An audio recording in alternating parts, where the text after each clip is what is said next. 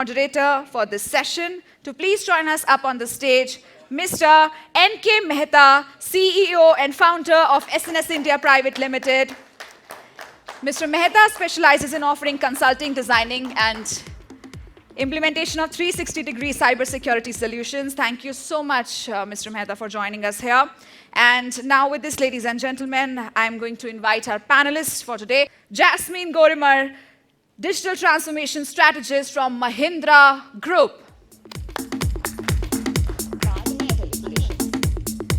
Thank you so much, ma'am, for being with us here. Please have a seat. I would also request Ms. Saloni Vijay, Head Risk and Security Assurance, Vodafone Idea Limited, to kindly come up on the stage. Let's welcome Ms. Saloni by putting our hands together. Thank you so much, Ms. Saloni, for being with us here. Please have a seat, ma'am. May I now humbly request Ms. Pooja Chatrat, CIO on Quest Laboratories Limited, to please join us up on the stage. A very warm welcome to you. Ms. Pooja, kindly have a seat at the dais. Our next panelist is Mr. Udit Pava, Head Information Technology, Huhtamaki. Thank you so much, Mr. Udit, for being with us here. Yes, please have a seat at the dais. Ladies and gentlemen, please join me in welcoming Mr. Kushal Vashne, CTO, Virescent Infrastructure. Ms. Mithali Sharma, Head Risk Compliance and Information Security, SDG Software. Thank you so much, ma'am, for being with us here. Kindly have a seat at the dais.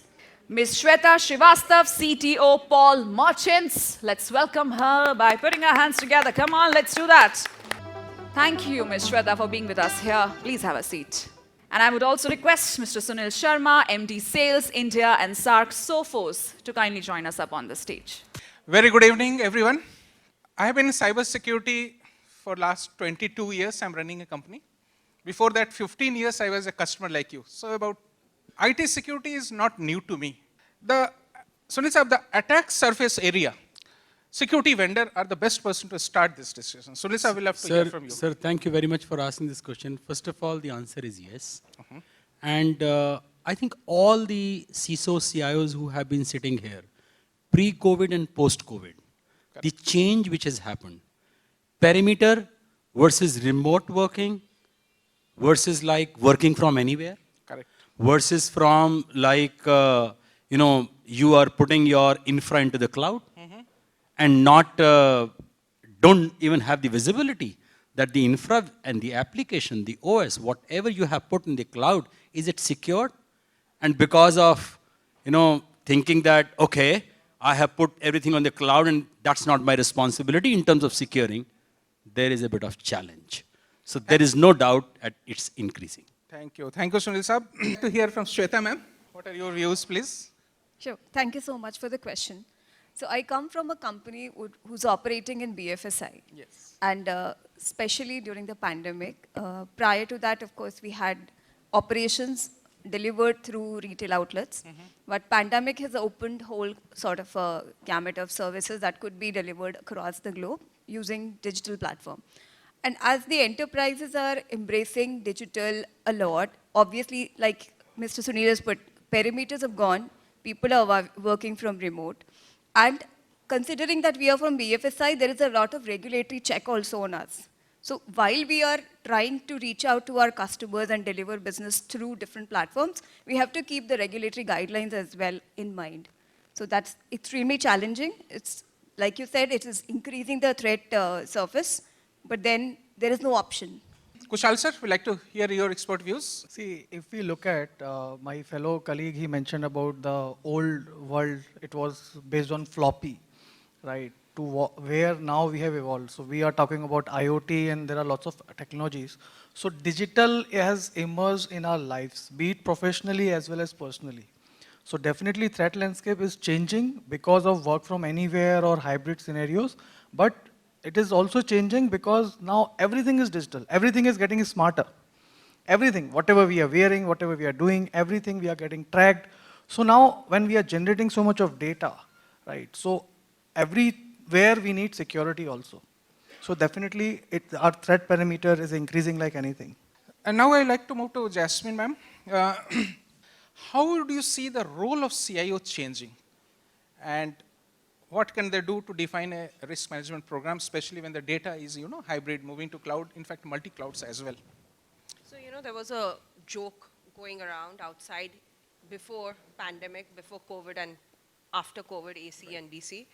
So that set aside in BC, you could see that technology and hence your CIOs, CDOs, whatever they call them today, were looked as enablers. Yes. Post-pandemic, they've become drivers. So you see them sitting at boards. Okay. You see them sitting on the driving emerging technologies. You see them pushing back as business, back to business and telling them, hey, digital needs to be innate. You're not sitting somewhere in 1980s or even or the early 2000s, right, where you would have an IT guy entering data for you. You need to do that yourself, or else let's figure out how we can automate it. So transformation has reached a new level in itself, a new outlook. When you measure transformation initiatives, largely in the area of experience, emerging technologies, and driving that shareholder value against safety, security, and regulations, I think it's a seesaw and it needs to be balanced. Good. Thank you. Thank you for pointing that. Pooja, ma'am, your expert views, please. So, as Jasmine mentioned, the role of CIOs have surely changed past 2 years if we see. Board has started recognizing CIOs, I would say. They are a key person who are the part of any of the board meetings. They just don't have to be a person who's sitting at the back. Rather, they are the person who are the decision makers for the organization, influencers, as well as the key person for the board presenting them that this is the alternatives that you have, and going forward, business can be supported with these solutions. So there was a time when I remember, like when I was IT head few years back, so it was like decisions were made and then it was informed to the IT people that you have to do this. Now the situation is totally opposite.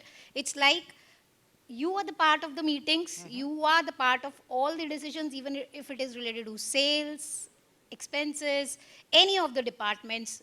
Like I am a part of healthcare, so labs, whatever, any optimization that they need, any of the automations that they need. So IT is a key person for them. IT is actually the backbone. So the role of CIO is changing a lot, because sometimes what happens is every department, they are like, okay, fine, we know digitization, we can finalize a solution for ourselves. So they can work in silos. But CIO is the person who's actually on the top and visualizing that how would the data or how would information flow from all the departments and how would the collaboration happen in the system. So the role of CIOs, has, I would say in modern day, has changed a lot. They are the decision maker for the organization. My next question, I will move to Ms. Saloni.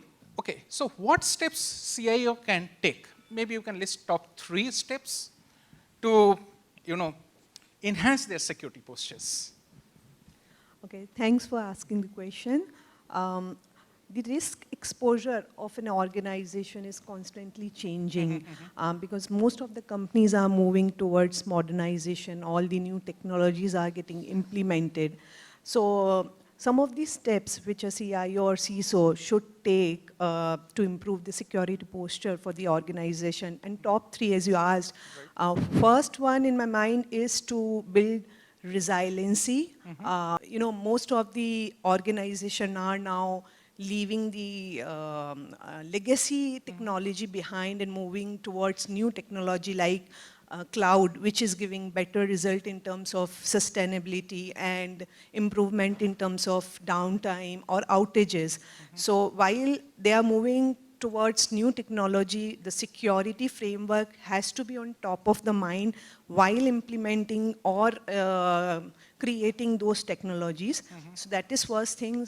So secure design has to be implemented and it has to be in top of the mind of the developers or the people who are creating the technology. The other one is engagement with the C-suite leadership, because that's the major problem. In terms of C-suite leadership, should know their roles in terms of the company cyber security risk, and they should keep this cybersecurity in mind for all their transformational projects and operations. So those are the things which a CISO. Okay, now I would like to move to Udit sir. Security posture enhancement, if you ask me, you have to first work on the weakest link, which is the End user. employee Okay, great. or a person in the organization. So constant awareness, training, making the people conscious of what cybersecurity is, do's and don'ts, etc. So that's a constant training and education that you need to do for your endpoint users, if we have to use that term. That's the first one. The second is bring in automation in your, the keywords which are used in security, which is isolation, remediation, detection, and response. Very nice. The more automation you bring in, the better you are placed on your security posture. And third is continuous scanning for the vulnerabilities, whether it is the endpoint, simple thing like a Windows patch, has it been applied or not, very small things. These three things are, according to me, of course, in addition to what others have added, these three things are very critical into the top three from my side. That's nice of you. Can I move to Mitali ma'am? Mitali ma'am, as you know, she is head risk and compliance, SDG software. Thank you, Mitali ma'am. Thanks, thanks. So I think most of the points are covered here, but so the first and important that I personally feel is very critical is, as a CXO of the organization, be it you are CIO, CISO, CTO, whatever, you need to have a platform or a place where you can get a unified risk insight of your organization. So there are standards, there are tools, a lot of regulations are changing, you are implementing controls, but then do you have a risk insight of your organization, as in what are the risks that are there? Do we have mitigating controls around those risks, or are those controls just there because they are the in thing in the market? I'm having 10 different tools just because, everybody is talking about XDR, so I'm having it. Maybe I don't even need it, but I still have it. So one is that risk-based insight. Second, I think Udit pointed out a very important thing. I always believe, and I tell my teammates also and all the people in the organization, that employees can be the strongest link in the chain if trained well. So if you look at Verizon breach investigation, to 85% of breaches involve a human element. Kushal sir, he is CTO of recent infrastructure, which is into renewable energy. So Kushal sir, how do you say, what about cyber attacks on infrastructure and how CTOs are handling? Do you see some shift in that? So, biggest problem which I see, particularly in energy space, not just energy, any utility scale, we are primarily dependent on our OEMs, our PLC suppliers, SCADA suppliers, and unfortunately, still there are many who are not giving you latest or not supporting latest Windows patches or Windows versions, or they are not connected. I think one CIO also mentioned about that, like IoTs, it's a big Pandora box. It's not directly connected and you can't real-time monitor it. So getting those logs, it's really difficult. So you can do periodic audits or some other ways, but it's a tough task. It's a tough task to handle. And lots of things like grid can be controlled, it can be curtailed also, generations can be controlled. So it's a riskier thing, but as of now, with preventive detective controls, we are managing that. Thank you. There's some turbulent weather forecast. So he can take accordingly action for making the journey comfortable, like tighten the seat belts and so. Panelists to please stay back. May I humbly request Mrs. Anjali and Mr. Keshav to please join us up on the stage, and kindly felicitate all the panelists as well as the moderator, sir. Please be here. Please put your hands together for Mr. N.K. Mehta, our wonderful moderator. Requesting Mr. Keshav and Mrs. Anjali to kindly present the mementos to all the panelists. Thank you so much, everybody, for being with us here. It's been a really thought-provoking discussion. Once again, I would like to thank Ms. Jasmine Gorimar, Ms. Saloni Vijay, Ms. Pooja, Chatrat, Mr. Udit Pava, Mr. Kushal, Ms. Mitali Sharma, Ms. Shweta Srivastav, Mr. Sunil Sharma, and the wonderful moderator, Mr. N.K. Mehta. Thank you so much.